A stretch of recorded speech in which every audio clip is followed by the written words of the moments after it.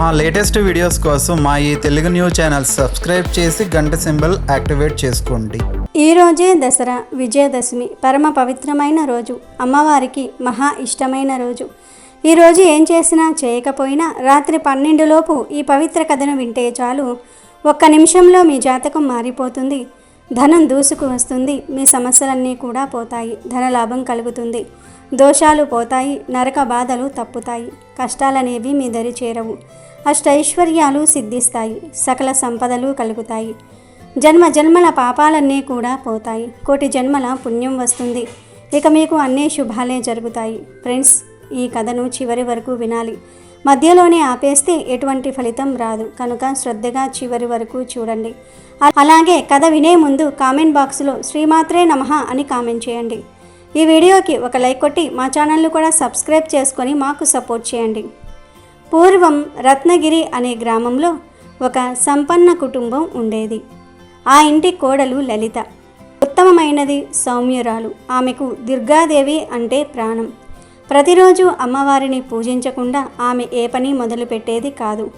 ఆమె భక్తి కేవలం పూజలకే పరిమితం కాదు, ఆమె నడవడికలో, మాటలు, చేతల్లో కూడా దైవత్వం కనిపించేది. కానీ ఆమె అత్తగారైన మంగమ్మ పూర్తి భిన్నమైన స్వభావం కలది. మంగమ్మకు డబ్బు తప్ప మరో ప్రపంచం తెలియదు. గర్వం, అహంకారం, కఠినత్వం ఆమె నరనరాల్లో జీర్ణించుకుపోయాయి. కొడుకంటే ప్రాణమే అయినా కోడలంటే మాత్రం ఆమెకు కళ్ళల్లో నిప్పులు పోసుకున్నట్లు ఉండేది. లలిత చేసే ప్రతి పనిలోనూ వంకలు పెట్టడం, ఆమె భక్తిని చూసి ఎగతాళి చేయటం మంగమ్మకు నిత్య కృత్యం. లలిత భర్త రామయ్య మంచివాడే అయినా తల్లి మాటకు ఎదురు చెప్పలేని నిస్సహాయుడు. భార్య పడుతున్న కష్టాలు చూసి లోపల బాధపడ్డా తల్లిని ఎదిరించే ధైర్యం అతనికి లేదు. ఆ ఇంట్లో గోమతి అనే ఒక ఆవు ఉండేది. లలితకు ఆ ఆవు అంటే ఎనలేని ప్రేమ.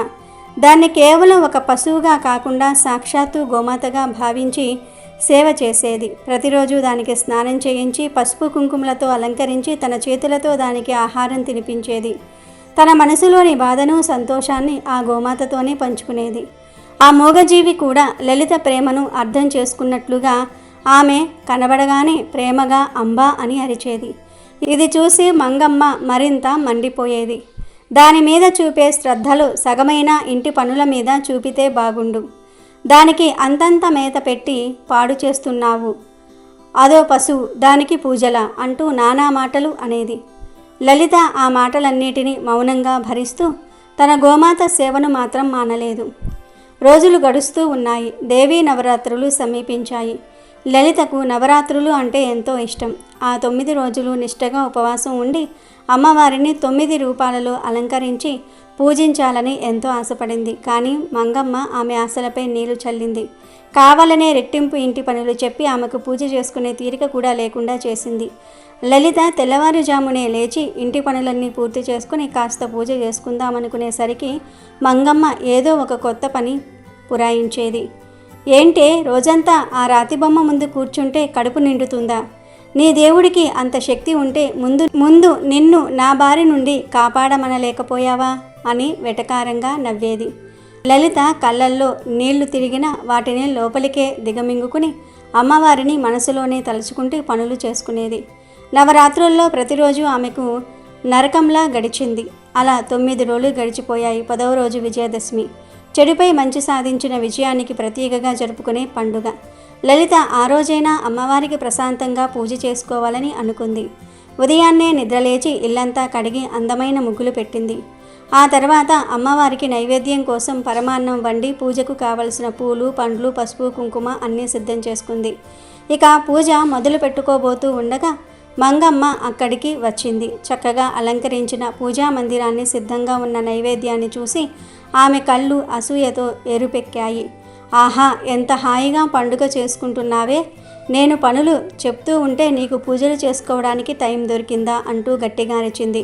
అప్పుడు లలిత, అత్తయ్య పనులన్నీ అయిపోయాయి, కాసేపు పూజ చేసుకుని వస్తాను అని బ్రతిమలాడింది. కానీ మంగమ్మ వినలేదు.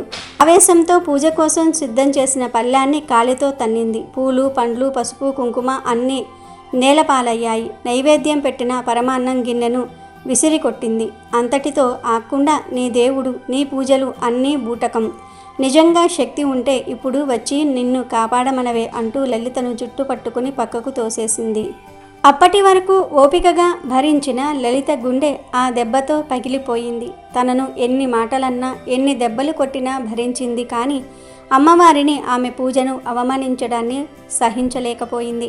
ఏడుస్తూ నేరుగా పశువుల పాకలోనికి పరిగెత్తింది. అక్కడ ఉన్న గోమతిని గట్టిగా పట్టుకొని వెక్కి వెక్కి ఏడవటం మొదలుపెట్టింది. అమ్మా దుర్గామాత, జగజ్జనని, నా కష్టాలు నేను భరించగలను, కానీ నిన్ను అవమానిస్తూ ఉంటే నేను చూడలేకపోతున్నాను తల్లి. నీ బిడ్డను ఇలా ఏడుస్తూ ఉంటే నీకు కనిపించటం లేదా? నన్ను రక్షించేవారు ఎవరూ లేరా? ఈ నరకం నుండి నన్ను కాపాడు తల్లి, నన్ను నీ పాదాల చెంతకు తీసుకుపో అమ్మా అని ఆర్తనాదాలు చేస్తూ ప్రార్థించింది. ఆమె కన్నీరు ఆ గోమాత శరీరాన్ని తడుపుతోంది. ఆ మూగజీవి కూడా లలిత బాధను అర్థం చేసుకున్నట్లుగా ఆమెను తన తలతో నెమ్మదిగా నిమృతుంది. లలిత అలా ఏడుస్తూ ఉండగా ఇంటి వాకిలి నుండి అమ్మా, ఇంట్లో ఎవరైనా ఉన్నారా అని పిలుపు వినిపించింది. ఆ స్వరం ఎంతో మృదువుగా అధికారికంగా ఉంది. లలిత కళ్ళు తుడుచుకొని అటువైపు చూసింది. మంగమ్మ విసుక్కుంటూ బయటకు వచ్చింది. వాకిట్లో తేజోవంతమైన ముఖంతో, నుదుట పెద్ద కుంకుమ బొట్టుతో, కట్టుకున్నది సాదా చీరే అయినా ఇంద్రధనుస్సులా మెరిసిపోతూ ఒక ముత్తైదువ నిలబడి ఉంది. ఆమెను చూడగానే చెప్పలేని ఒక దివ్య శక్తి ఉన్నట్లు అనిపించింది. ఎవరు నువ్వు, ఏం కావాలి అని మంగమ్మ కటువుగా అడిగింది. ఆ ముత్తైదువ చిరునవ్వుతో, ఒక భక్తురాలి ఆర్తనాదం విని వచ్చానమ్మా. ఈరోజు విజయదశమి, విజయాన్ని సూచించే రోజు. ఈ రోజున కన్నీళ్లు పెట్టుకోకూడదు అని చెప్పింది. ఆ మాటలు విని లలిత పాకలో నుండి బయటకు వచ్చింది. ఆ ముత్తైదువును చూడగానే లలితకు తన కన్న తల్లిని చూసినంత ఆనందం కలిగింది.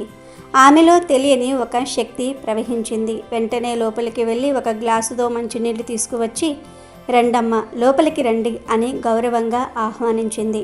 ఆ ముత్తైదువ లలితను ఎంతో ప్రేమగా చూస్తూ, నీ భక్తి అమ్మవారికి చేరిందమ్మా, నీ కష్టాలు గట్టెక్కే సమయం వచ్చింది అని చెప్పింది. ఆ మాటలు విన్న మంగమ్మకు ఒళ్ళు మండిపోయింది. ఎవత్తివే నువ్వు, నా ఇంటికి వచ్చి నా కోడలికి నీతులు చెప్తున్నావా? ముందు బయటకు నడు అను గర్దించింది. కానీ ఆ ముత్తైదువ కళ్ళల్లోనికి సూటిగా చూసేసరికి మంగమ్మ గొంతు పెగల్లేదు. ఇంతలో మంగమ్మ కళ్ళు పాకలో ఉన్న గోమతి మీద పడ్డాయి. లలిత ఆ ఆవును ప్రాణం కంటే ఎక్కువగా ప్రేమిస్తుందని దానికి తెలుసు. దీని అంతు చూడాలి. ఇది ప్రాణంగా ప్రేమించే దాన్ని దీని కళ్ళ ముందే లేకుండా చేస్తే అప్పుడు తెలుస్తుంది దీనికి నా దెబ్బ అని మనసులో ఒక క్రూరమైన ఆలోచన చేసింది. వెంటనే వంటగదిలోనికి వెళ్ళి ఆవు కోసం రుచిగా వండేలా తవుడు, బెల్లము కలిపి ఒక మిశ్రమాన్ని సిద్ధం చేసింది. అందరూ చూస్తూ ఉండగానే దాన్ని తీసుకువచ్చి ఆవు ముందు పెట్టింది. కానీ దాని అసలు ఉద్దేశం వేరు. ఆ మిశ్రమంలో ఎవరికీ తెలియకుండా అత్యంత ప్రమాదకరమైన విషయాన్ని కలిపింది. ఆ విషయం తిన్న కొద్ది క్షణాల్లోనే ఆవు చనిపోతుంది. ఆ తర్వాత లలిత ఏదో అజాగ్రత్తగా చేయటం వల్లే ఆవు చనిపోయిందని ఊరంతా ప్రచారం చేసి ఆమెను ఇంటి నుండి గెంటెయ్యాలని ఆమె పన్నాగం. విషం కలిపిన ఆహారాన్ని ఒక పాత్రలో వేసుకొని ఆవుకు తినిపించడానికి ముందుకు వంగింది. అప్పుడు ఆ ముత్తైదువ రూపంలో ఉన్న దుర్గాదేవి గంభీరమైన స్వరంతో ఆగు మంగమ్మ అని పిలిచింది. ఆ పిలుపుకు మంగమ్మ ఉలిక్కిపడి ఆగింది. అంత ప్రేమగా భక్తిగా నువ్వు సిద్ధం చేసిన నైవేద్యాన్ని ముందు నువ్వే రుచి చూడాలి కదా, అది కదా సాంప్రదాయం అని చెప్పింది.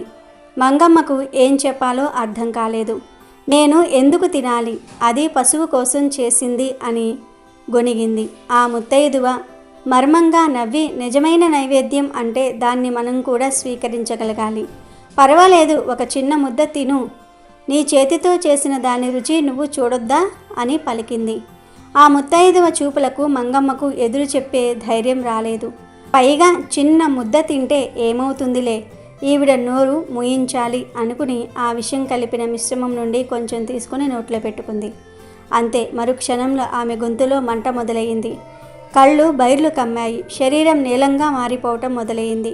గొంతు పెగలక ఊపిరాడక కింద పడి గిలగిలా కొట్టుకోవటం మొదలుపెట్టింది. తన చివరి క్షణాల్లో ఎదురుగా నిలబడిన ముత్తైదువ రూపం మాయమై ఆ స్థానంలో 8 చేతులతో దివ్య ఆయుధాలను ధరించి సింహవాహిని అయి ఉన్న సాక్షాత్తు దుర్గాదేవి ఆమెకు కనిపించింది. తాను ఎంత పెద్ద తప్పు చేసిందో ఆమెకు అప్పుడు అర్థమైంది. కానీ సమయం మించిపోయింది. ఆమె ప్రాణం పోయింది. ఆమె పాపాత్మురాలైన ఆత్మను తీసుకువెళ్ళడానికి యమభటులు రావటం ఆమెకు కనిపించింది. వారు ఆమె ఆత్మను నరకానికి ఈడ్చుకు వెళ్ళారు.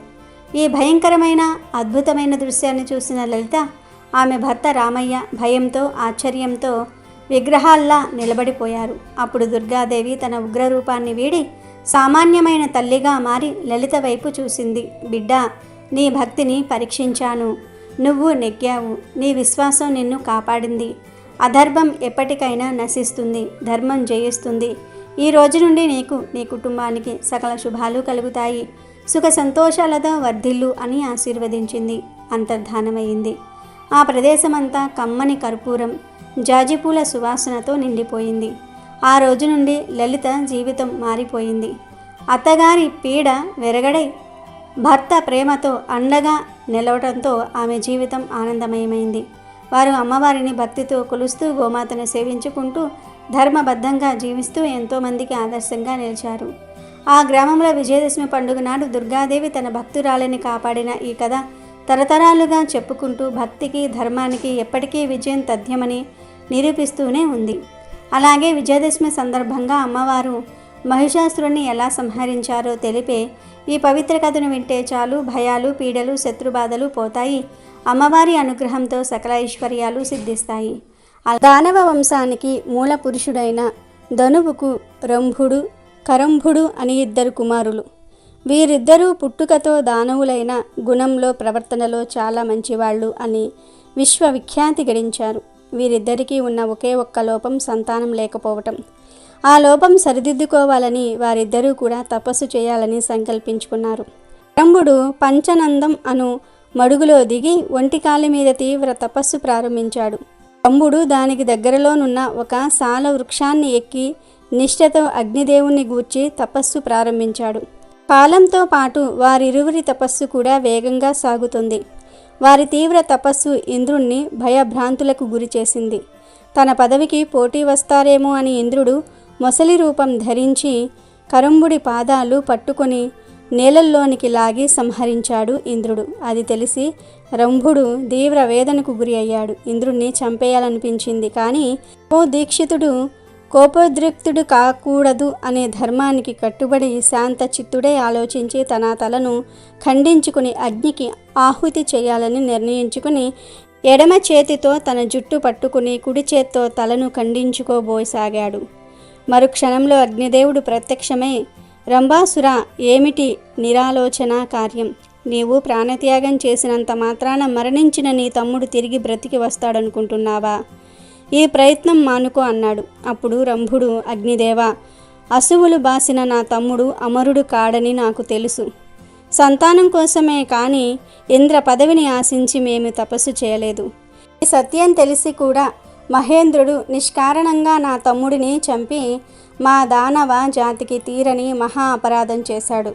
అందుకు ప్రతీకారంగా సర్వప్రాణి గణాలకు అజేయుడు, కామరూపుడు, మహాపరాక్రమవంతుడు, సకల లోక వందితుడు, త్రిలోక విజేత అయిన పుత్రుని నాకు వరంగా అనుగ్రహించు. అలాగే నాకు చావు లేకుండా అనుగ్రహించు అని కోరుకున్నాడు రంభాసురుడు.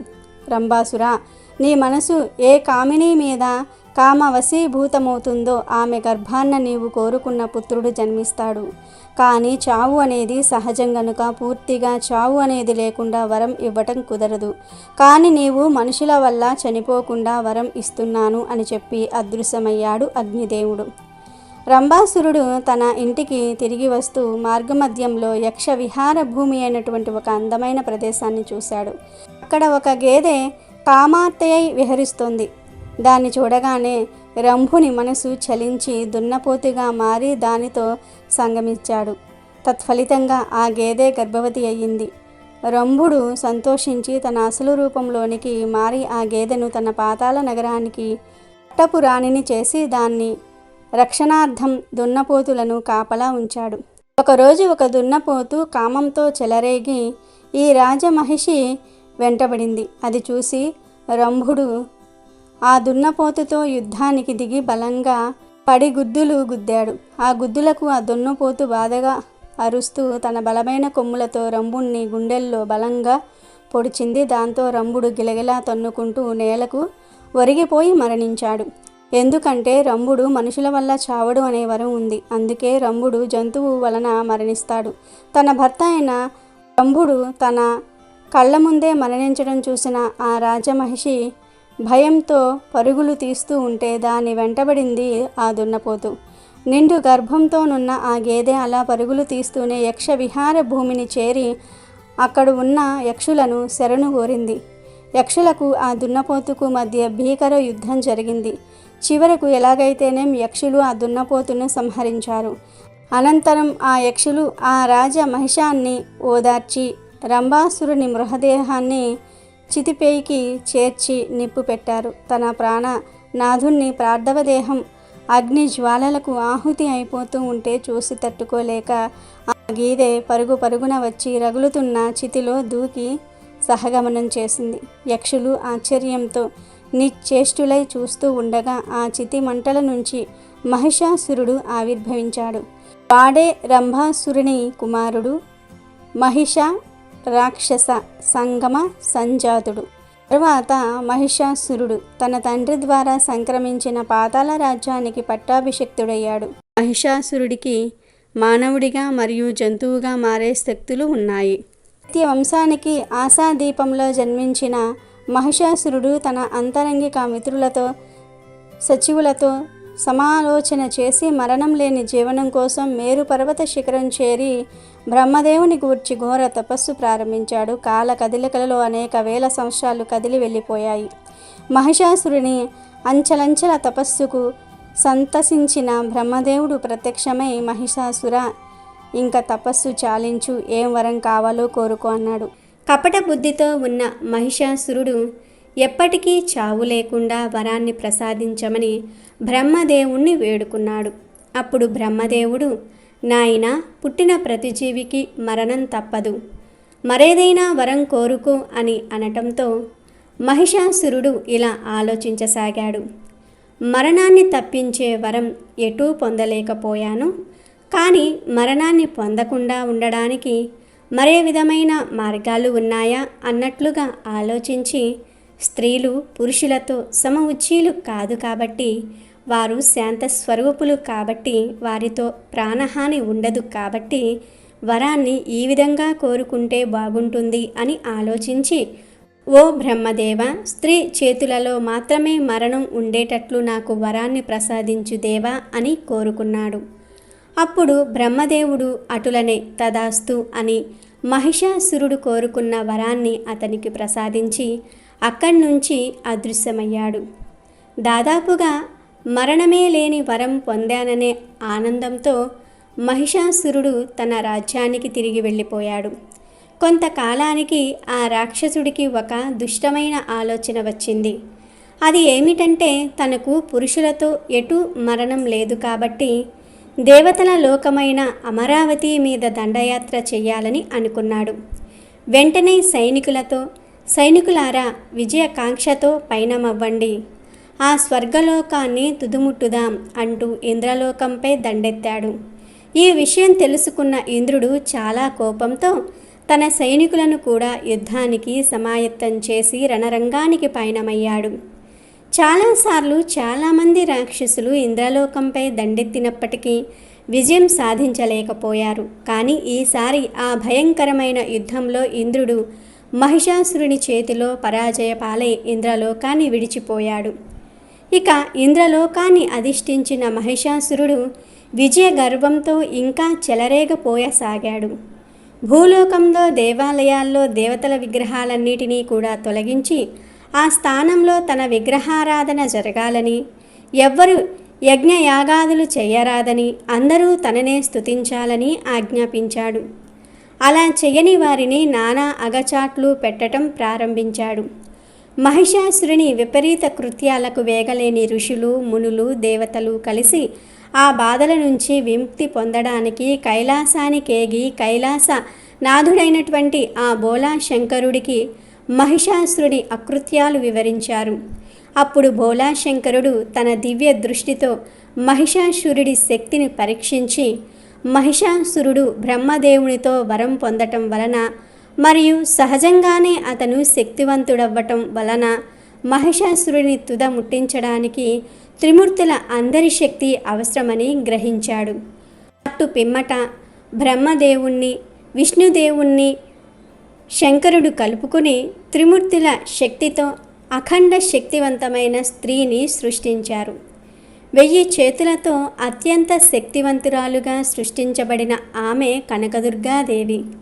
శంకరుడు ఆయన శక్తితో మరో త్రిశూలం సృష్టించి ఆమెకు ప్రసాదించగా, విష్ణు భగవానుడు తన విష్ణు చక్రాన్ని, ఇంద్రుడు తన వజ్రాయుధాన్ని, మిగతా దేవతలు వారి వారి ఆయుధాలను కనకదుర్గాదేవికి ఇవ్వగా, సర్వశక్తివంతమైన కనకదుర్గాదేవి ఉగ్రరూపురాలై గర్జించే సింహాన్నే తన వాహనముగా చేసుకొని రణరంగానికి పయనమయ్యింది. ఆ భీంకరమైన పోరులో మహిషాసురుడు దున్నపోతు రూపం దాల్చి కనకదుర్గాదేవిపై దండెత్తగా, ఆమె ఉగ్రరూపం దాల్చి మహిషాసురుడి శిరస్సు ఛేదించి లోకానికి ప్రశాంతత ప్రసాదించింది. చెడుపై మంచి పొందిన విజయం కనుక దీనిని విజయదశమిగా మనం జరుపుకోవటం ఆనవాయితీగా వస్తోంది. 9 రోజులు ఘోరమైన యుద్ధం తర్వాత విజయం సిద్ధించినది కాబట్టి ఈ పండుగనే మనం నవరాత్రులుగా కూడా పిలుచుకుంటూ ఉంటాము. అలాగే ఈ దసరా రోజు శుభం వింటే చాలు కోటి జన్మల పుణ్యం వస్తుంది, కష్టాలు సమస్యలు పోతాయి, అమ్మవారి కృపతో మీకన్నీ శుభాలే జరుగుతాయి. పూర్వకాలంలో కావేరీ నదీ తీరంలో కృష్ణశర్మ అనే సద్బ్రాహ్మణుడు ఉండేవాడు. అతడు అనేక శాస్త్రాలలో ఎంతో ప్రావీణ్యం సంపాదించి ఆ ఊరిలోని వేద పాఠశాలలో ఉపాధ్యాయుడిగా పనిచేసేవాడు. అతని భార్య అన్నపూర్ణమ్మ ఎంతో గుణవంతురాలు, దుర్గాదేవికి గొప్ప భక్తురాలు. ఆమె ప్రతిరోజు దుర్గాదేవిని పూజించేది. అమ్మవారి మీద అన్నపూర్ణమ్మకు ఉన్న ప్రేమ అంతా ఇంత కాదు. అన్నపూర్ణమ్మకు 2 కుమారులు. ఆ 2 ఆ వేద పాఠశాలలోనే చదువుకుంటూ ఉన్నారు. కృష్ణశర్మ భార్య అన్నపూర్ణమ్మ పేరుకు తగ్గట్టుగా ఇంటికి వచ్చిన వారందరినీ ఎంతో ఆదరించేది. ఏ సమయంలో వచ్చిన అతిథినైనా సరే భోజనం పెట్టకుండా పంపేది కాదు. భార్య భర్తలిద్దరికీ దయాగుణం ఉండటం చేత ఆ ఇంటికి వచ్చిన వారికి అతిథి మర్యాదలకు లోటు అనేది ఉండేది కాదు. ఏదైనా సలహాల నిమిత్తం కృష్ణశర్మ వద్దకు వచ్చిన వారికి కూడా అన్నపూర్ణమ్మ భోజనం పెట్టి పంపేది. రోజులిలా గడుస్తూ ఉండగా ఒకనాడు అన్నపూర్ణమ్మకు కుడికాలు చాలా నొప్పి చేసింది. అడుగు తీసి అడుగు వేయటం కష్టంగా ఉంది. ఊరిలోని వైద్యుడికి చూపిస్తే కొన్ని మందులు ఇచ్చాడు. 2 మాసాలు వాడినా అంత ప్రయోజనం లేకపోయింది. అన్నపూర్ణమ్మకు రోజు చీకటితోనే నిద్రలేచి బావిలో నీళ్లు తోడుకొని చన్నీటి స్నానం చేసే అలవాటు ఉంది. మడితోనే వంట వండి ప్రతిరోజు దుర్గామాతకు పూజ చేసి నైవేద్యం పెట్టేది. ప్రతిరోజు క్రమం తప్పకుండా అమ్మవారికి నివేదన చేసేది. ఈ కాలు నొప్పి రావటంతో ఉదయాన్నే చీకటితో లేచి పెరటిలో బావి దగ్గరకు వెళ్ళటం కష్టంగా ఉంది. ఏదో అలాగే నెట్టుకు వస్తుంది. ఇలా ఉండగా ఒకనాడు తెల్లవారుజామున అన్నపూర్ణమ్మ చీకటిలో కాలు ఏదో రాయి మీద పడి తూలి కింద పడిపోయింది. అక్కడితో కాలు చాలా నొప్పి చేసింది. వైద్యుడు వచ్చి చూసి 2 నెలలు మంచం మీదనే ఉండాలన్నాడు. అన్నపూర్ణమ్మకు ఏమాత్రం పాలు పోలేదు. ఇలా మంచం మీద పడితే ఇంట్లో పనిచేసేది ఎవరు? భర్తకు, కుమారులకు వారి వారి పనులతోనే సరిపోతుంది. జగన్మాతకు ఉదయాన్నే నైవేద్యం ఎవరు పెడతారా అని ఎంతో బాధపడింది. భర్త ఆమెను ఊరడించి తాను మడికట్టుకుని నైవేద్యం పెడతానని అన్నాడు. కృష్ణశర్మ భార్య బాధ చూడలేక అలా అన్నాడే కానీ వంట చేయటం తన వల్ల కాలేదు. పనులన్నీ చేసుకుని వేద పాఠశాలకు వెళ్ళేటప్పటికీ చాలా ఆలస్యమయ్యేది. భర్త పరిస్థితి చూసి అన్నపూర్ణమ్మ అమ్మవారిని తన బాధ నుంచి త్వరగా బయటపడేయమని వేడుకుంది. ఒకనాడు ఉదయం భర్త, పిల్లలు పాఠశాలకు వెళ్ళగానే ఒక 10 సంవత్సరాల వయసు గల పిల్ల వీరి ఇంటికి వచ్చింది. అన్నపూర్ణమ్మ ఆమెను ఎవరమ్మా నీవు, ఎందుకు వచ్చావు అని అడిగింది. అప్పుడు ఆ బాలిక అన్నపూర్ణమ్మతో, అమ్మా నేను పక్క ఊరిలో ఉంటాను. నా తల్లిదండ్రులు నన్ను ఒంటరిదాన్ని చేసి ఎటో దూర దేశాలకు వెళ్ళిపోయారు. నాకెవ్వరూ దిక్కులేరు. మీరు కాస్త ఆశ్రయం ఇస్తే వారు తిరిగి వచ్చే వరకు మీ ఇంటనే ఉంటాను అని అన్నది. అన్నపూర్ణమ్మకు ఆ పిల్లను చూసి జాలి కలిగింది. ఎంతో చక్కగా చూడముచ్చటగా ఉన్న ఆ పిల్లను ఇక్కడే ఉండవచ్చునని చెప్పింది. భర్త కూడా ఏమీ అభ్యంతరం పెట్టలేదు. ఆ బాలిక ప్రతిరోజు ఉదయమే లేచి ఇల్లంతా శుభ్రం చేసి చక్కగా తలంటు పోసుకుని వంట చేసేది. అమ్మవారికి నైవేద్యం పెట్టేది. అందరూ నిద్రలేచేటప్పటికే వంట పూర్తి చేసి సిద్ధంగా ఉంచేది. అంతేకాదు అన్నపూర్ణమ్మకు ఏది కావలసిన క్షణంలో తెచ్చి ఇచ్చేది. కాలుకు రోజు మందు రాసేది. వేళకు మంచం వద్దకు భోజనం తెచ్చి ఇచ్చేది. అన్నపూర్ణమ్మ ఆ బాలికను చూసి ఎంతో మురిసిపోయింది. నెల రోజులలోనే అన్నపూర్ణమ్మ ఎంతో కోలుకుంది. నెమ్మదిగా మంచం దిగి పనులు చేసుకోవటం మొదలుపెట్టింది. ఆ బాలిక వచ్చిన వేళ విశేషం వలనే ఇదంతా జరిగిందని తలచింది. ఒకరోజు రాత్రి అన్నపూర్ణమ్మ భర్తతో ఈ బాలికను ఎప్పటికీ మన వద్దే ఉంచుకుని ఆమెకు మనమే పెళ్లి చేద్దాం అని అన్నది. భర్త అందుకు సంతోషంగా ఒప్పుకున్నాడు. అన్నపూర్ణమ్మ సంతోషంగా నిద్రపోయింది. నిద్రలో ఆమెకు ఒక అద్భుతమైన కల వచ్చింది. ఆ కలలో దుర్గాదేవి ప్రత్యక్షమై ఇలా అన్నది, అన్నపూర్ణమ్మ, నేను దుర్గను. ఎల్లప్పుడూ నన్ను కొలిచేవారిని నిత్యం రక్షిస్తూ ఉంటాను. నీవంటే నాకెంతో అభిమానం. అందుకే నేను బాలిక రూపంలో మీ ఇంటికి వచ్చాను. నీవు పూర్తిగా కోలుకున్నావు. ఇక నేను రేపు ఉదయం నుంచి మీకు కనబడను. మీ ఇద్దరు దంపతుల యొక్క సౌశీల్యం నన్నెంతో ఆనందింపచేసింది. మీ కుటుంబం కలకాలం సుఖంగా ఉంటారు అని చెప్పి మాయమైపోయింది. మరునాడు నిద్రలేవగానే కలలో చెప్పినట్టుగానే ఆ బాలిక కనబడలేదు. అన్నపూర్ణమ్మ ఎంతో ఆశ్చర్యపోయింది. ఓ దుర్గామాత, నీ చేతనే సేవ చేయించుకున్నానా తల్లి? నీ వర్చస్సు చూసైనా నిన్ను గుర్తుపట్టలేకపోయానే. ఎంతటి మూర్ఖురాలిని! సృష్టి మొత్తం నీ సేవకై పరితపిస్తూ ఉంటే నీవు వచ్చి నాకు సేవ చేశావా తల్లి? ఆహా, నా భాగ్యం ఏమని చెప్పుదును అని ఆ తల్లిని ఎన్నో విధాలా స్తుతించింది. అటు తర్వాత కృష్ణమ్మ కుటుంబమంతా కూడా నిత్యం శ్రీ దుర్గాదేవిని కొలుస్తూ కలకాలం సుఖంగా జీవించి చివరిన ముక్తిని పొందారు. వారు అన్నపూర్ణమ్మ ఇంటికి ఎందుకు వచ్చారంటే అన్నపూర్ణమ్మ సదాచారాన్ని పాటించేది. ఏ పని చేసినా దుర్గాదేవిని తలుచుకునేది. ఆడపిల్లలు ఎవరు కనిపించినా వారిని దుర్గాదేవిగా భావించి ప్రేమగా చూసుకునేది. ఆడవారిని అమ్మవారిగా చూసేది. దుర్గాదేవి మీద ఆవిడకు అంతటి అపారమైన ప్రేమ భక్తి ఉన్నాయి గనుకనే ఆమె కోసం స్వయంగా అమ్మవారే దిగివచ్చింది. అలాగే ఈరోజు ఈ పవిత్ర కథను వింటే చాలు మీ జాతకం మారిపోతుంది, నరక బాధలు తప్పుతాయి, మీ దశ మారిపోతుంది, అష్ట ఐశ్వర్యాలు సిద్ధిస్తాయి. కనుక ఒకానొకప్పుడు వింధ్య పర్వతాల పాదాల చెంత సుందరపురం అనే ఒక ప్రశాంతమైన అగ్రహారం ఉండేది. ఆ ఊరిలో గొప్ప వేద పండితుడు, నిష్ఠా గరిష్ఠుడు అయిన సోమనాథ శాస్త్రి, ఆయన సాధ్వి అయిన భార్య పార్వతి నివసిస్తూ ఉండేవారు. వారికి ఎన్నో నోములు వ్రతాలు చేసిన తర్వాత లేక ఒక్క కొడుకు పుట్టాడు. అతని పేరు కౌశికుడు. తల్లిదండ్రులు అతన్ని ప్రాణం కంటే ఎక్కువగా చూసుకుంటూ అల్లారు ముద్దుగా పెంచారు. కానీ యుక్త వయసు వచ్చేసరికి కౌశికుడి బుద్ధి పక్కదారి పట్టింది. తండ్రి ఎంత నచ్చజెప్పినా వేదాభ్యాసం వైపు మనసు పెట్టలేదు. తల్లి కన్నీళ్లతో బ్రతిమిలాడిన సంధ్యావందనం వంటి నిత్య కర్మలను పూర్తిగా విస్మరించాడు. అతని స్నేహం ఊరి చివర ఉండే చెడ్డవారితో కుదిరింది. జూదం, మద్యపానం, అనవసరమైన పందాలు కాయటం అతని జీవితంలో భాగమయ్యాయి. తల్లిదండ్రులు గుండెలు బాదుకుని, నాయనా, మనది పవిత్రమైన బ్రాహ్మణ వంశం, మన ఆచారాలే మనకు రక్ష. నువ్వు ఇలా దారి తప్పితే మన వంశ ప్రతిష్ట మంటగలిసిపోతుంది. దయచేసి మా మాట విను అని ఎన్నోసార్లు వేడుకున్నారు. కానీ కౌశికుడు వారి మాటలను పెడచెవిన పెట్టాడు. పైగా మీ పాతకాలపు చాదస్తాలు కట్టిపెట్టండి. ఈ లోకంలో సంతోషంగా బ్రతకాలంటే డబ్బు కావాలి. మీ పూజలు కాదు, అవి కడుపు నింపవు అని వారిని ఎగతాళి చేసి అవమానించేవాడు. కొడుకు ప్రవర్తన చూసి సోమనాథ శాస్త్రి, పార్వతి ప్రతిరోజు మౌనంగా రోధించేవారు. తాము చేసుకున్న పుణ్యఫలం చాలలేదని, అందుకే తమకు ఇలాంటి కొడుకు పుట్టాడని తమను తాము నిందించుకునేవారు. కాలచక్రం గిర్రున తిరిగింది. ఆ స్వీజ యుజమాసం వచ్చింది. దేవి శరన్నవరాత్రులు ప్రారంభమయ్యాయి. సుందరపురం మొత్తం పండుగ శోభను సంతరించుకుంది.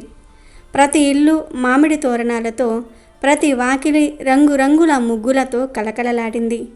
ఊరి మధ్యలో ఉన్న మహిమాన్వితమైన కనకదుర్గాదేవి ఆలయం లక్షలాది దీపాల కాంతులతో స్వర్గాన్ని తలపిస్తోంది.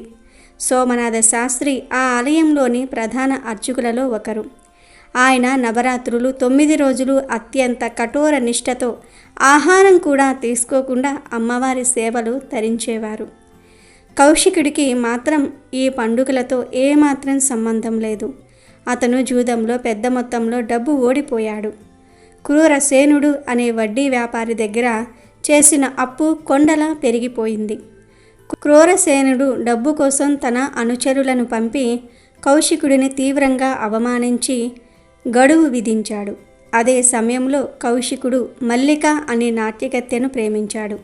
ఆమెతో కలిసి ఆ ఊరు విడిచి పారిపోవాలని, కొత్త జీవితం ప్రారంభించాలని కలలు కన్నాడు. కానీ అందుకు చాలా డబ్బు అవసరం.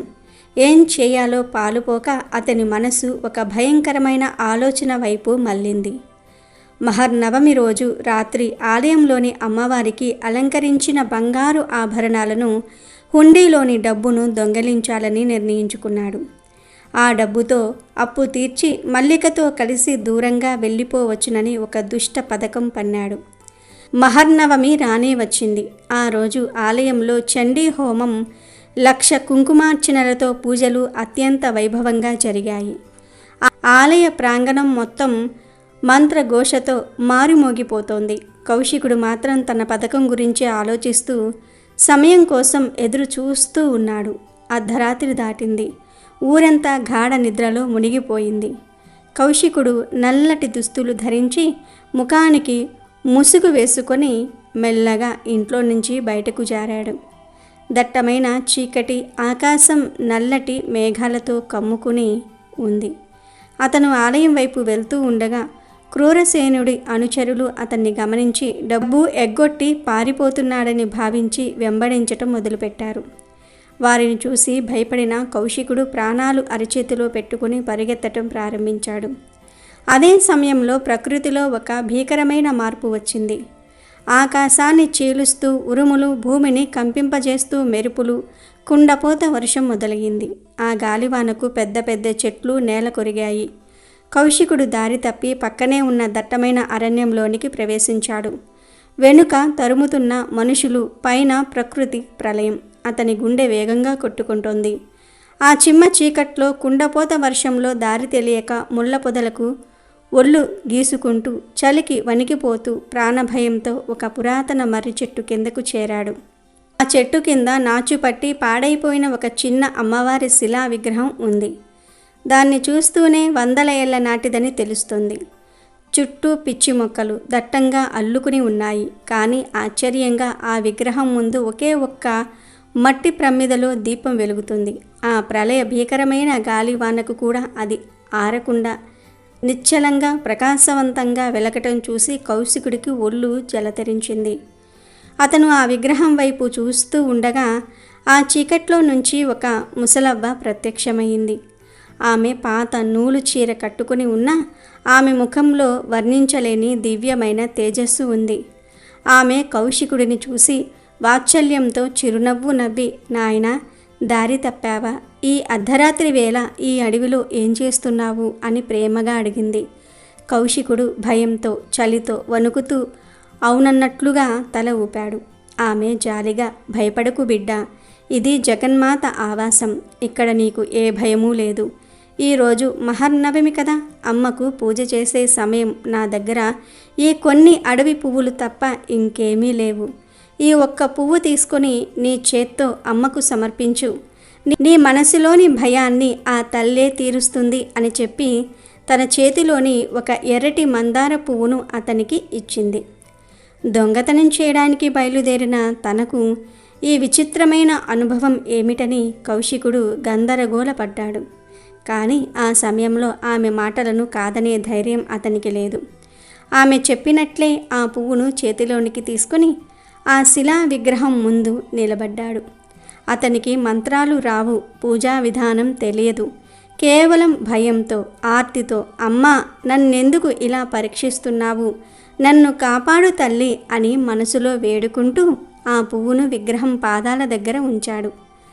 అతను పువ్వును సమర్పించిన మరుక్షణం ఒక మహా అద్భుతం జరిగింది. భీకరంగా కురుస్తున్న వర్షం ఒక్కసారిగా ఆగిపోయింది. ప్రచండంగా వీస్తున్న గాలి శాంతించింది.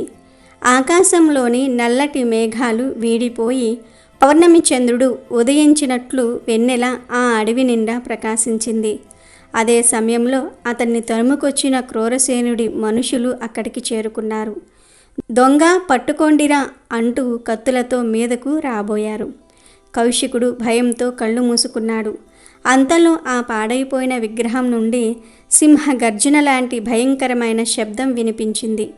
ఒక మెరుపు లాంటి కాంతి విగ్రహం నుండి వెలువడి వారి కళ్ళను తాకింది. ఆ దెబ్బకు వారు భయంతో పారిపోయారు. వారికి అక్కడ కౌశికుడి స్థానంలో త్రిశూలం ధరించిన భయంకరమైన రూపంలో అమ్మవారు కనిపించింది. వారు ప్రాణభయంతో వెనక్కి తిరిగి చూడకుండా అడవిలో నుంచి పారిపోయారు. కౌశికుడు కళ్ళు తెరిచి చూసేసరికి అక్కడ ఎవ్వరూ లేరు. అంతా నిశ్శబ్దంగా ప్రశాంతంగా ఉంది. ఆ ముసలవ్వ కూడా అదృశ్యమయ్యింది. అతని మనసులోని దొంగతనం చేయాలనే దుర్బుద్ధి, మల్లికపై ఉన్న మోహం, అప్పుల గురించిన చింత అన్నీ మంచులా కరిగిపోయాయి. ఏదో తెలియని ప్రశాంతత, ఆనందం అతని హృదయాన్ని నింపేశాయి. ఆ రాత్రి అతనిలో ఒక కొత్త మనిషి పుట్టాడు. అతను ఆ విగ్రహానికి సాష్టాంగ నమస్కారం చేసి వెన్నెల వెలుగులో ఇంటికి తిరిగి వెళ్ళాడు. ఆ సంఘటన తర్వాత కౌశికుడు పూర్తిగా మారిపోయాడు. అతను తన తల్లిదండ్రుల పాదాలపై పడి జరిగిందంతా చెప్పి క్షమించమని వేడుకున్నాడు. తన పాత జీవితాన్ని, చెడు స్నేహాలను పూర్తిగా వదిలేశాడు. మరుసటి రోజు నుండి అతను ప్రతిరోజు ఆ అడవిలోని అమ్మవారి ఆలయానికి వెళ్ళి ఆ ప్రదేశాన్ని శుభ్రం చేసి దీపం పెట్టి తనకు తెలిసిన రీతిలో పూజ చేయటం ప్రారంభించాడు. అతని జీవితమే ఆ నవదుర్గా సేవకు అంకితమైంది. కొద్ది కాలంలోనే అతని భక్తి గురించి చుట్టుప్రక్కల గ్రామాలకు తెలిసింది. ప్రజలు అతన్ని సిద్ధయ్య అని పిలవటం మొదలుపెట్టారు. ఆ పాడైపోయిన ఆలయం అతని కృషితో ఒక చిన్న పుణ్యక్షేత్రంగా మారింది. కౌశికుడు తన శేష జీవితాన్ని అమ్మవారి సేవలోనే గడిపి ఒక పవిత్రమైన యోగిగా తనువు చాలించాడు. అతని ఆయుష్ తీరినప్పుడు యమభటులు అతని ఆత్మని తీసుకుని యమలోకానికి బయలుదేరారు. వారు అతని పాపాల చిట్టాను చదువుతూ ఇతను యవ్వనంలో ఘోరమైన పాపాలు చేశాడు, ఇతనికి కఠిన నరక శిక్షలు తప్పవు అని మాట్లాడుకుంటూ నరక ద్వారం వైపు తీసుకువెళ్తున్నారు. వారు అతన్ని అగ్నిగుండంలోనికి నెట్టబోయేంతలో ఆ ప్రదేశమంతా దివ్యమైన స్వర్ణకాంతితో నిండిపోయింది. దేవిలోకం నుండి 2 దేవగణాలు అక్కడ ప్రత్యక్షమై యమభటులను అడ్డగించారు. ఆగండి, ఇతనిని మీరు స్పృశించడానికి వీల్లేదు అని గంభీరంగా ఆజ్ఞాపించారు. యమభటులు ఆశ్చర్యపోయి, అయ్యా, ఇతను పాపాత్ముడు, దేవగణాలైన మీరు ఇతని కోసం ఎందుకు వచ్చారు అని అడిగారు. అప్పుడు ఆ దేవగణాలలో ఒకరు చిరునవ్వుతో, నిజమే, ఇతను తన యవ్వనంలో దారి తప్పాడు. కానీ ఒక మహర్నవమి రాత్రి ప్రాణభయంతో, ఆర్తితో సాక్షాత్తు జగన్మాతకు తెలియకనే ఒక పుష్పాన్ని సమర్పించాడు. ఆ ఒక్క క్షణం అతను పరిపూర్ణ శరణాగతి చెందాడు. ఆ తల్లి కరుణించి అతనికి అభయమిచ్చింది. అంతటితో ఆగక అతను తన శేష జీవితాన్ని పశ్చాత్తాపంతో అమ్మవారి సేవకే అంకితం చేశాడు. నవరాత్రులలో తెలియక చేసిన ఆ ఒక్క పుణ్య కార్యం అతను తెలిసి చేసిన పాపరాశిని భస్మం చేసింది.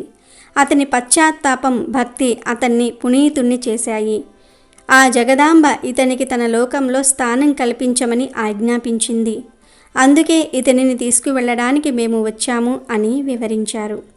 యమభటులు ఆశ్చర్యంతో తలవంచి కౌశికుడి ఆత్మను వారికి అప్పగించారు. దేవగణాలు కౌశికుడిని దివ్య విమానంలో దేవీ లోకానికి తీసుకువెళ్లారు. కేవలం తెలియక చేసిన ఒక్క పూజ, హృదయపూర్వకమైన పశ్చాత్తాపం ఒక పాపిని కూడా పునీతుడిగా మార్చి స్వర్గానికి చేర్చగలవని ఈ కథ తెలియజేస్తుంది. దేవీ నవరాత్రుల పూజ యొక్క మహత్యం అటువంటిది. ఇంకా ఈరోజు ఈ కథలు వింటే చాలు, ఒక్క నిమిషంలో మీ జాతకం మారిపోతుంది. ధనం దూసుకు వస్తుంది, మీ సమస్యలన్నీ పోతాయి, ధన లాభం కలుగుతుంది, దోషాలు పోతాయి, నరక బాధలు తప్పుతాయి, కష్టాలనేవి మీ దరి చేరవు, అష్ట ఐశ్వర్యాలు సిద్ధిస్తాయి, సకల సంపదలు కలుగుతాయి, జన్మ జన్మల పాపాలన్నీ కూడా పోతాయి, కోటి జన్మల పుణ్యం వస్తుంది. ఇక మీకు అన్ని శుభాలే జరుగుతాయి. వీడియో నచ్చితే లైక్ చేయండి, షేర్ చేయండి, బట్ సబ్స్క్రైబ్ చేసుకోవడం మర్చిపోవద్దు.